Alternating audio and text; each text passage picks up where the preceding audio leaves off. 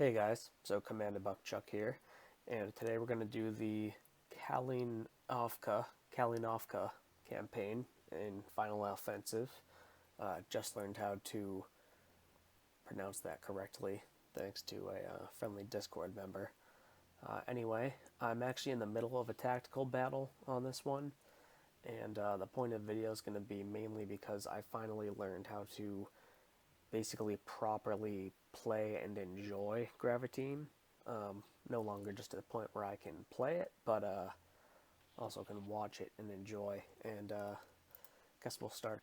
Here we are on the tactical battlefield, and I kind of wanted to start showing how you have the option to see everything, which is great for the planning phase and for setting up defenses. And when you do have to give orders, this is good information to have. These are all fire sectors from these units. Right now I have all of them on, which is, as you can see, F9 to toggle that feature on or off. One of the modes is completely off. The other mode is on for only the selected units. So in this case, Pack 40, color-coded, explains when you hover. The other important one is path display mode. We're on defense here, so nobody should be moving. It's the same concept as this. Instead of F9, it is F8. We have nobody move. Oh, we do have something moving. Maybe someone retreating. Yeah. So this is their path of retreat. This is off, on just for them. So it would turn off when we click on a unit that's not moving, and then on for everyone.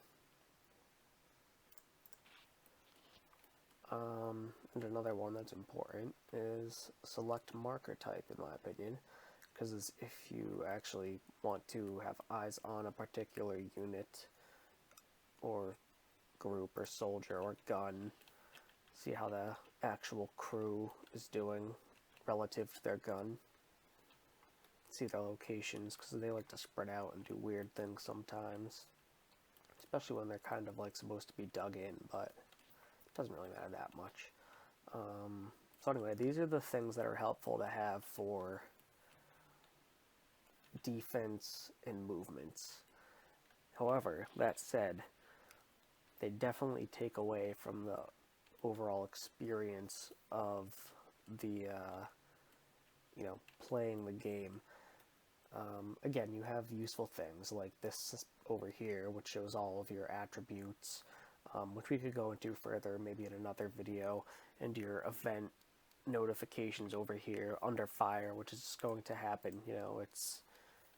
It's combat, but if you really wanted to, you can click and it will bring you to each location. These aren't things you need to play. They're things that can be useful tooltips, and I'm kind of just figuring out that the best way to play is to watch. We're going to do select markers, make it the intermittent medium level one. And it's good to remember that F6 is what toggles that, because what we're about to do, this is going to come in handy.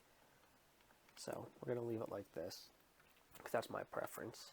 And we're going to leave this one on what it is, the fire one, and the path one. This one I find to be most important if you want to jump to action, so we're going to note that as being F9. This is everyone. Selected units. This is everyone, and this is no one. I'm going to leave it on selected units. Now we're going to hit Control Backspace and hit the pause play button. And in my opinion, this is the best way to play it. And I'll show you I'll show you. Best way to play. And you can also feel free to just, if you get lost in it all, hit pause and Control Backspace, and we can go go back and reset our markers if we forgot under the panic of battle.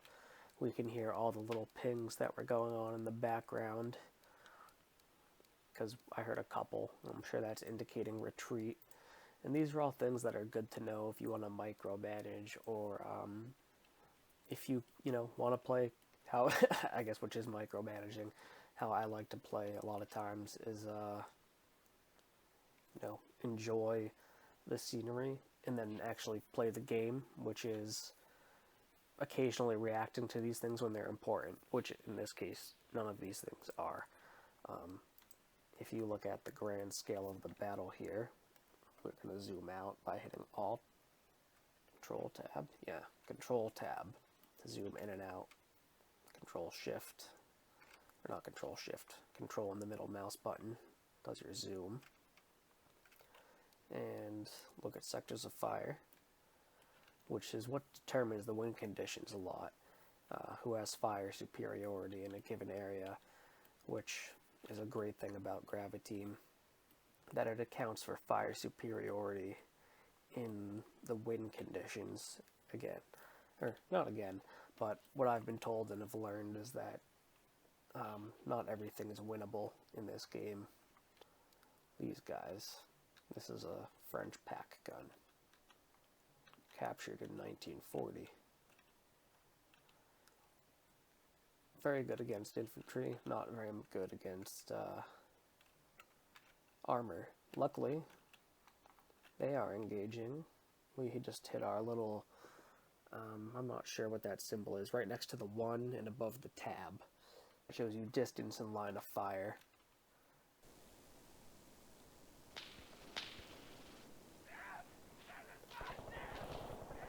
So while we're here, waiting to see how this battle concludes, let's talk about the strategic situation, the big picture stuff. So, this operation is based off the Donbas strategic offensive launched by the Soviets in September of 1943, with the intent of liberating the Donbas region. Interesting because this is,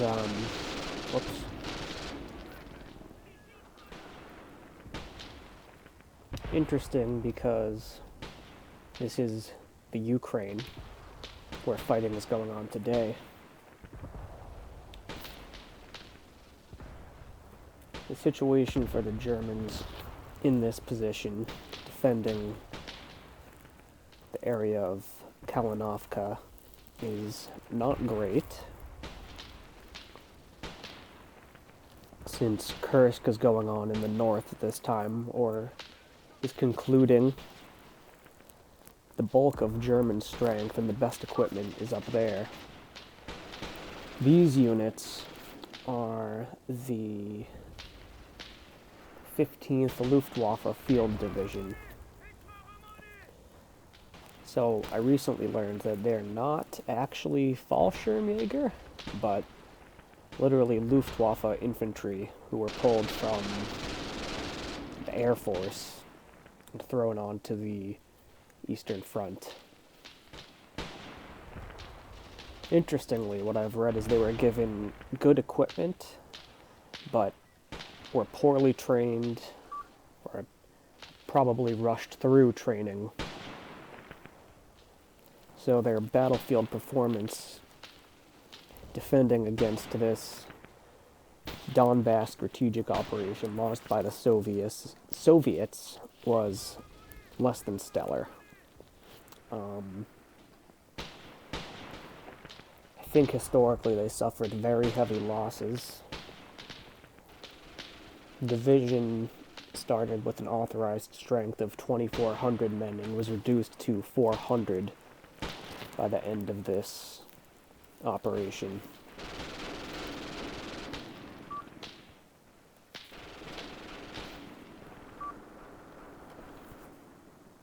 Commander killed.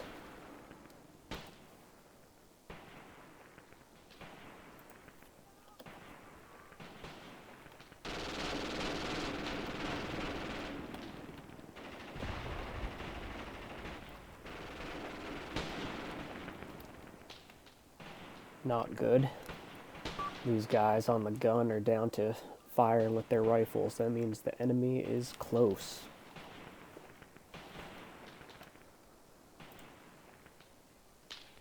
$500 meters away. Not good for an AT crew.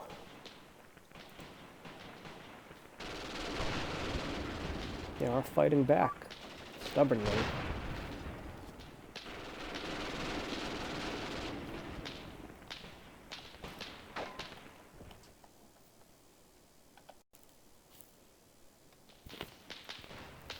Some additional context here is this Luftwaffe Field Division and the Infantry Division. In this case, we have troops of the 294th Infantry Division on the German side, who are under the command or organizational structure of Army Group South, the 6th Army and the 1st Panzer Army. Strength of about 400,000 men. And if you know anything about Army Group South and the 6th Army, you would know that around January of 1943, so 8 months ago from the time period right now, they were just encircled and destroyed in the area of Stalingrad, which is to the east of us right now, and the Germans have been pushed back.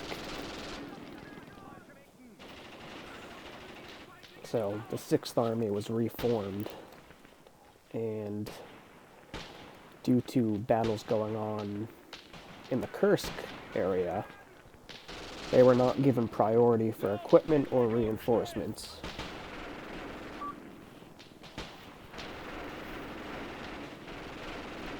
These troops, luckily, are highly motivated.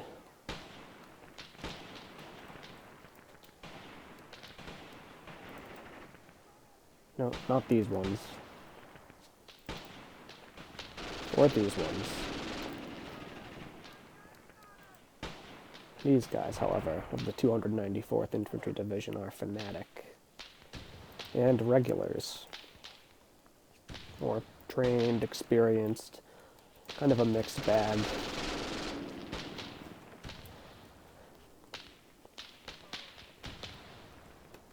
Probably more experienced than the Luftwaffe Field Division, although not given the same quality of equipment.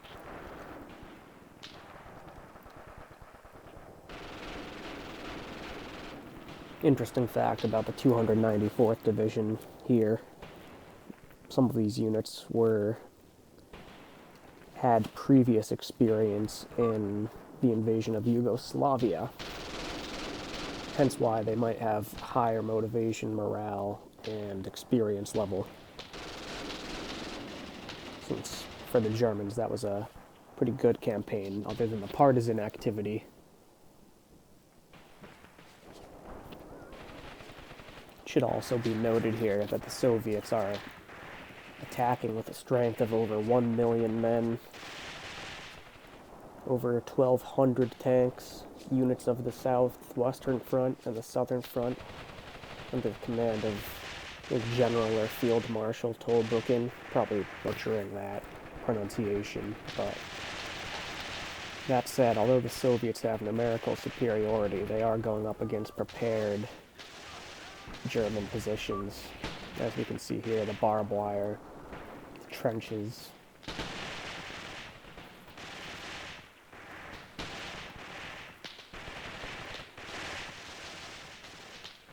Certainly not having an easy go of it.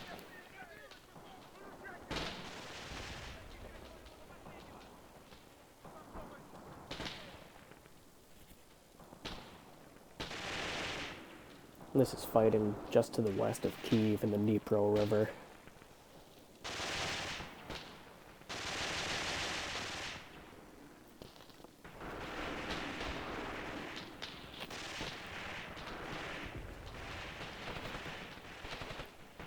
We have just a ton of German fortifications here that the Soviets have to get through.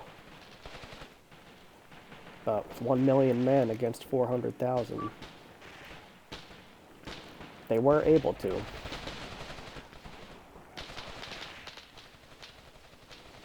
overrunning these trench positions. They're putting down some pretty heavy fire on our German positions up here. The smoke looks like we are on the retreat. That 88 looks like it's knocked out, not giving any fire.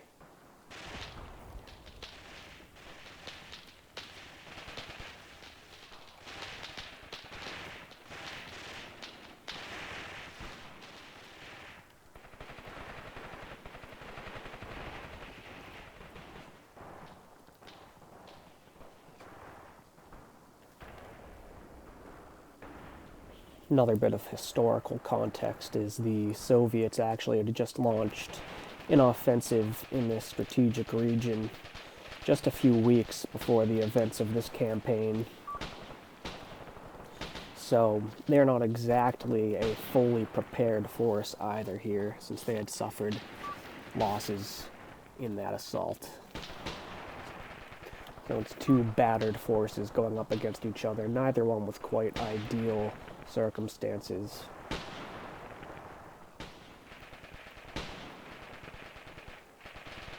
But the results, historically, were a Soviet victory. They took heavy casualties. They could afford it, and the Germans took heavy casualties, and well, they really can't.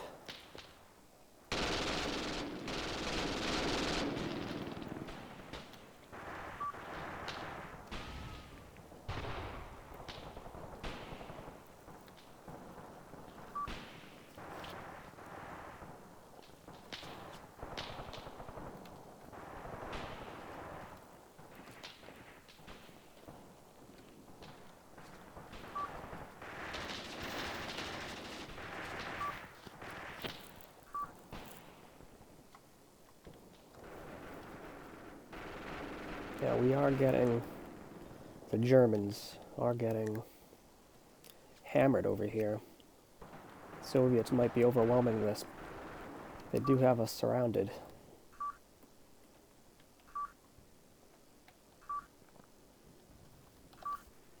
Oh yeah. We may well get pushed back.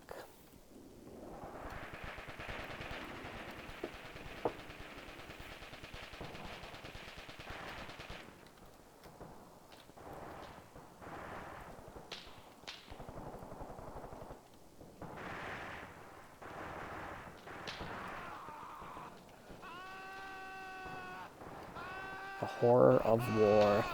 Man down. Ammo bearer by the looks of it. Assistant machine gun crew member, maybe.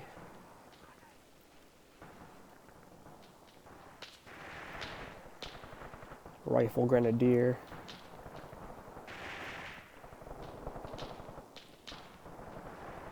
Yeah, that is just an overwhelming amount of Soviets assaulting. We will likely be overrun, which is historic. The retreat the Germans conducted historically was essentially a rout.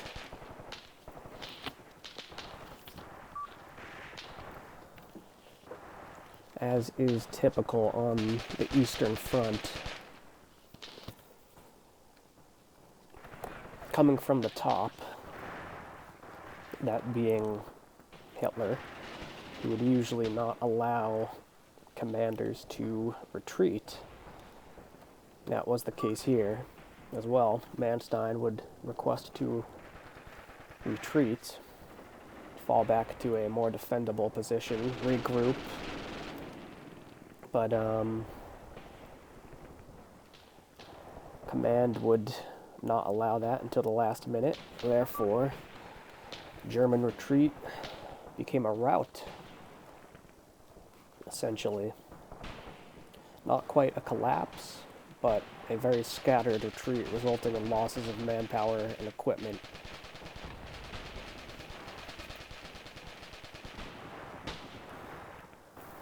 The success of the Soviet offensive here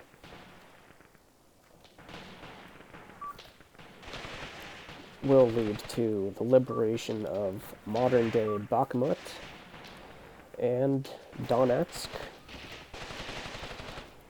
called Stalino during this time period. So effectively the Donbas region, which we hear a lot about today in Putin's war against the Ukraine.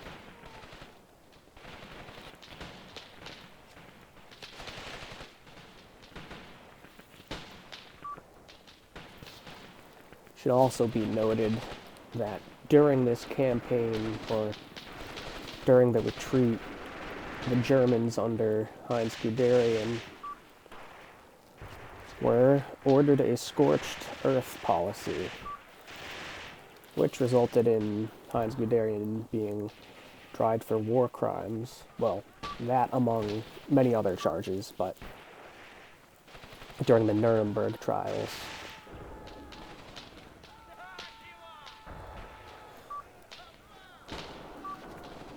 German retreat was ferocious and brutal during this stage of the war, leading to a lot of atrocities and suffering by the inhabitants.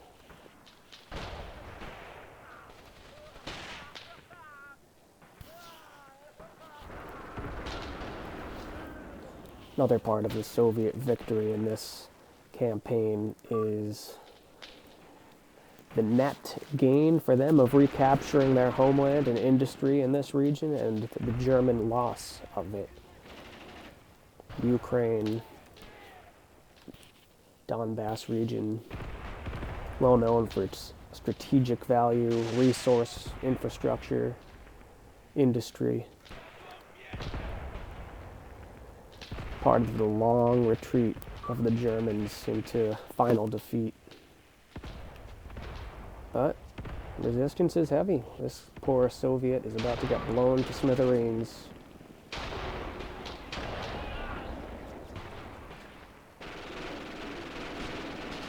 The Soviet attack is ferocious, as is the German defense.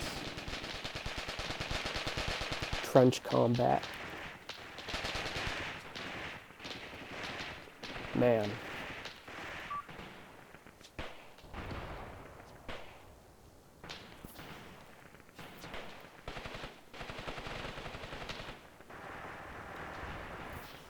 Another interesting thing about this campaign that I read up on,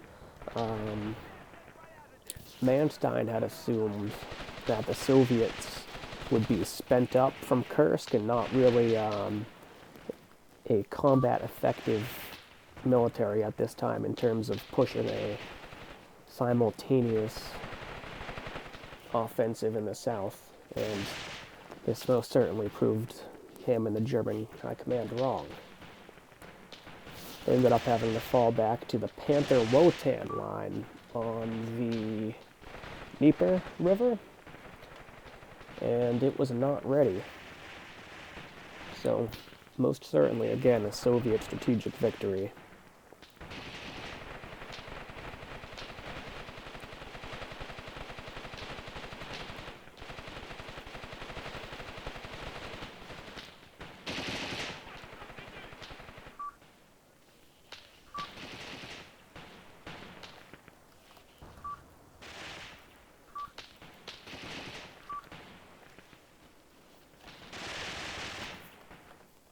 Taking a look at the tactical situation here, there's really not much we can do in terms of orders to be given. Everyone is where they are. They should be firing. These machine guns must have been blasting away, low on ammo, immobilized. Pretty spent force. Regulars, fanatically motivated, really doing the best they can, but it's not much that can be done. Oof. Hate to see that. Destroyed Pack 40.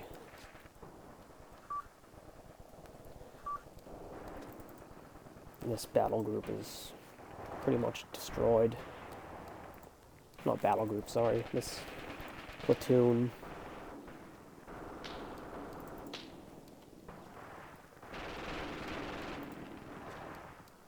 Another battle group not doing so well. flak guns, recon falling back, or Jaegers, not Jaegers, our Luftwaffe field troops, some men who surrendered.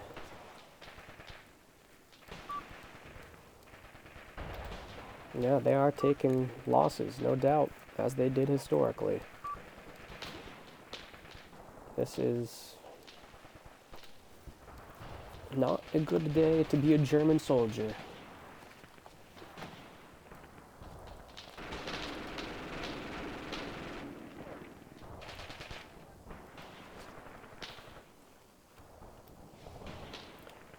Again, I'm still waiting and hoping they'll give us a ceasefire soon.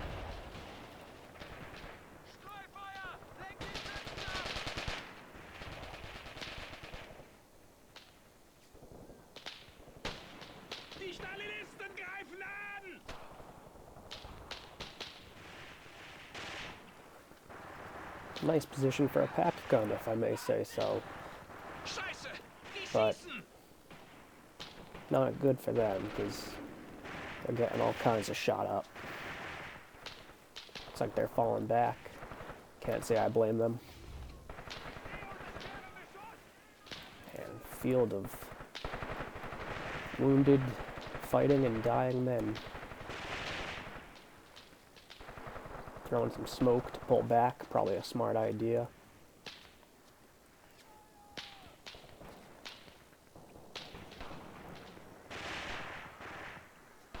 Fighting in the Ukraine.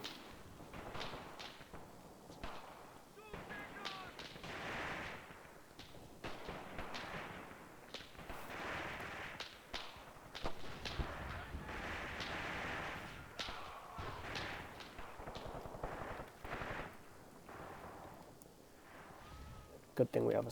Wow. Trench fighting over here.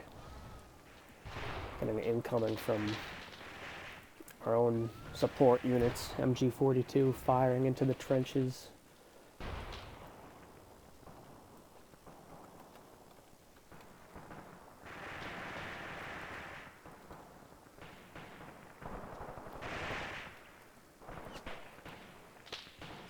Now these guys are just being absolutely overrun.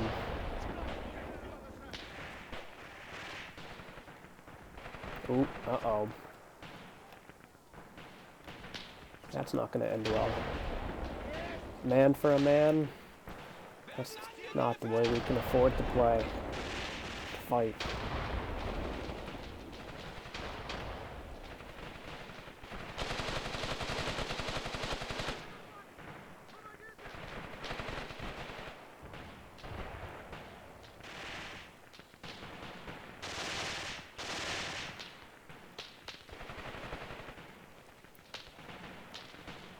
It's like watching a movie.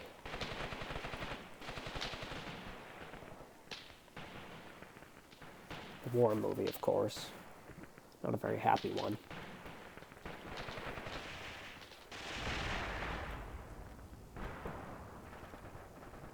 Eesh, this is not good. Ceasefire? Yes, please.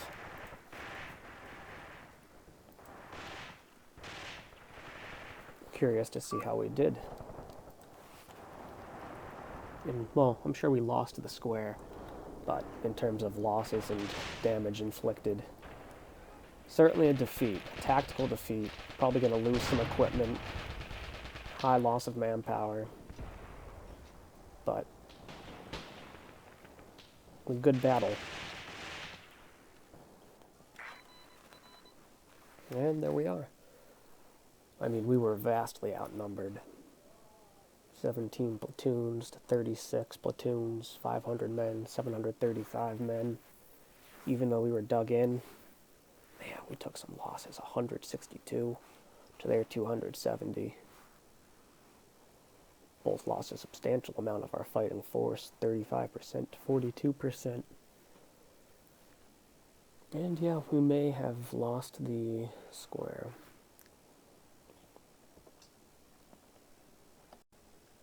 I guess you can call this a quick AAR, or a after-action review, if you will. I'm just going to briefly go through the units that we have here and how they performed. Slight losses in command structure. Spotters are still alive, which is good. Still an existing platoon. We recovered our machine guns, it would seem. We were able to hold on to our pack guns instead of being abandoned, although they did suffer a little damage. Broken, disabled turret and wheel. Nothing we can't get past. These guys might get disbanded, moved to reserve since they lost.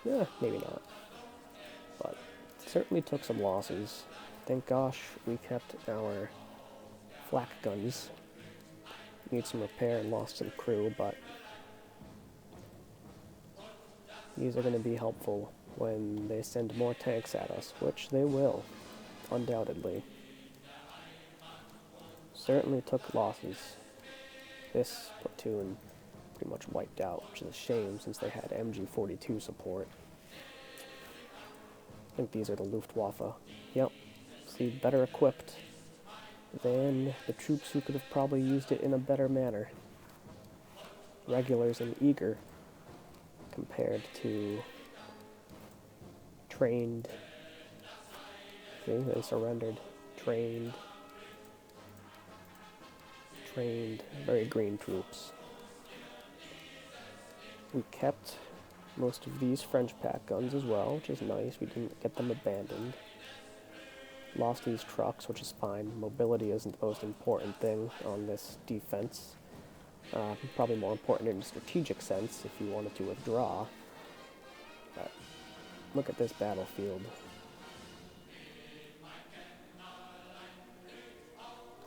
Very shell-holed, damaged, battle-scarred, much like today.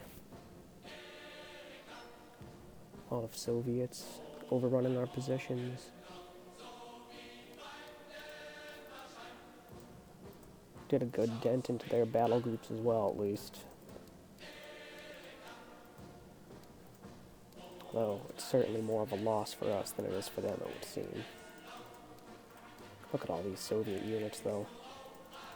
They certainly outnumbered us.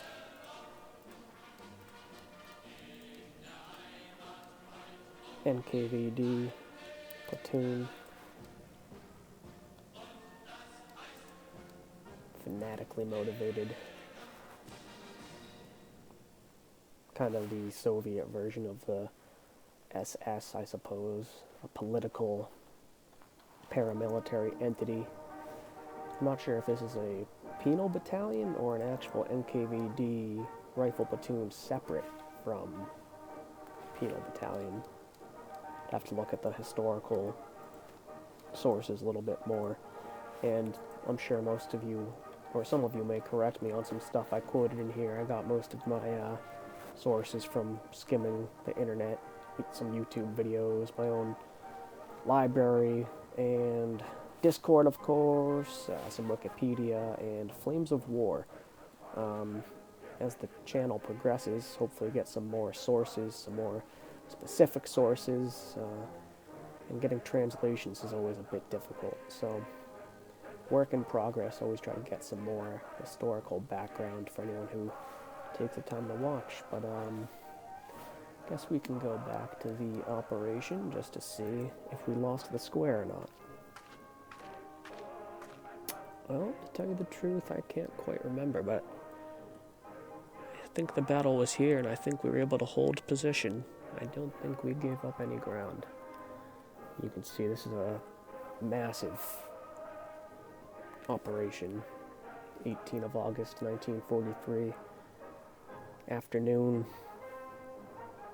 Wide Soviet front of assault. If you see all these arrows, they are going to be pushing us hard. I'm excited for this battle upcoming since we're going to have some Stoogs. We're going to absolutely crush them here. They don't know what they're getting into.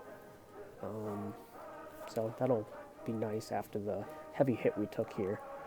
But in the grand scheme of things, that is a hit I think we can take because I've been playing this operation hopefully, well, we're at defeat, but hopefully pretty well. It's only turn 3, so a lot can happen.